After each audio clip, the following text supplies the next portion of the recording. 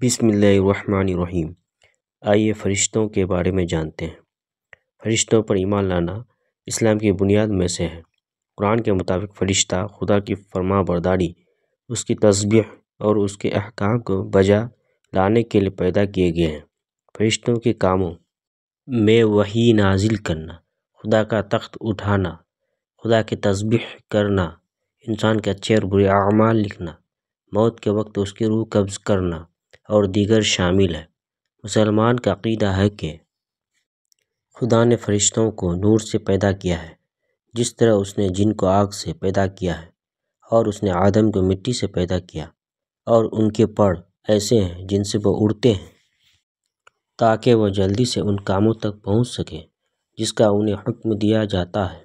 اور فرشتوں 2 3 4 ہیں، اور ان میں سے بعض اس سے بھی زیادہ ہیں۔ آمین ثم آمین۔